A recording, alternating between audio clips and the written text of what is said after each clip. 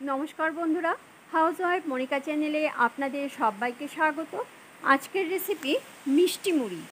এই রেসিপিটা বাচ্চারা খেতে খুবই পছন্দ করে, তবে বড়রাও যে অপছন্দ করে তাও কিন্তু নয়।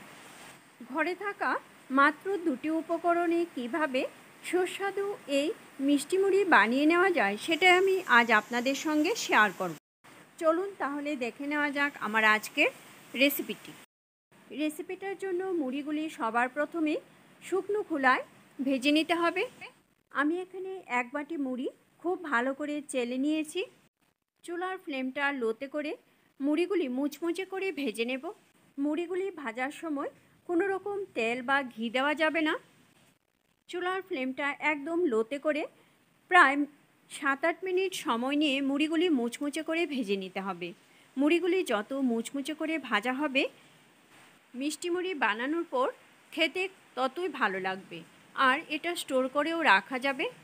মুড়িগুলি ভাজার সময় মাঝে মাঝে চেক করে নিতে হবে কতটুকু মুচমুচে হয়েছে। দেখুন একদম মুচমুচে হয়ে গেছে, এর চেয়ে বেশি ভাজার আর কোনো প্রয়োজন নেই। এখন কড়ার থেকে আমি মুড়িগুলি নামিয়ে একটা বাটিতে নিয়ে নেব।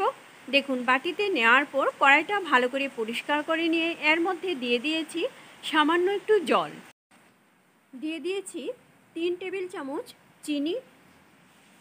মুড়ির পরিমাণ অনুযায়ী চিনির পরিমাণটা ঠিক করতে হবে। আমি এখানে অল্প মুড়ি দিয়েছি, তাই আমি চিনির পরিমাণটা 3 টেবিল চামচই রেখেছি। এখন জলের সঙ্গে চিনি খুব ভালো করে নেড়ে মিশিয়ে দেব। চিনি গলে যাওয়া পর্যন্ত অপেক্ষা করব। তারপর চুলার ফ্লেমটা লোতে রেখেই চিনিটা ভালো করে জাল করে নিয়ে এর মধ্যে একটা আঠালো ভাব আসা পর্যন্ত এভাবে নাড়তে হবে, আর মাঝে মাঝে চেক করে নিতে হবে চাশনিটা কীরকম হয়েছে। একতারের চাশনি হওয়ার আগেই মুড়িগুলো দিয়ে দিতে হবে। দেখুন আরেকটু নাড়তে হবে, তাই আমি আরেকটু নেড়ে চেক করে নেব। দেখুন একদম ঠিকঠাক আছে চাশনিটা। এই সময় দিয়ে দিতে হবে মুড়িগুলি, এর চেয়ে বেশি আর দরকার নেই।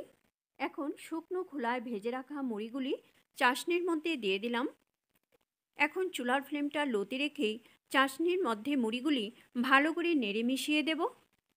ততক্ষণ নাড়তে হবে যতক্ষণ না চাশনি মুড়ির গায়ে খুব ভালো করে লেগে যাচ্ছে আর নাড়তে নাড়তে মুড়িগুলি শুকিয়ে যাচ্ছে। দেখুন মুড়ির সঙ্গে চাশনি খুব ভালো করে মিশিয়ে নেওয়া হয়ে গেছে, আর জল জল ভাবটাও এখন আর নেই। তৈরি হয়ে গেল বাচ্চাদের খুবই পছন্দের মিষ্টি মুড়ির রেসিপি।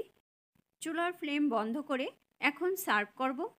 সহজ সরল এবং সুস্বাদু মিষ্টি মুড়ির রেসিপিটা ভালো লাগলে অবশ্যই লাইক করবেন আর বন্ধুদের সঙ্গে বেশি করে শেয়ার করবেন।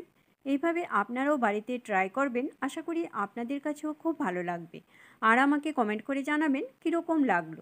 আমার চ্যানেলে নতুন দর্শক বন্ধু হয়ে থাকলে চ্যানেলটা সাবস্ক্রাইব করে আমার পাশে থাকবেন আর বেল আইকনটা অবশ্যই প্রেস করে দেবেন, কেননা আমি চ্যানেলে নতুন কোনো রেসিপি দিলে রেসিপিটা আপনাদের কাছে খুব তাড়াতাড়ি পৌঁছে যাবে।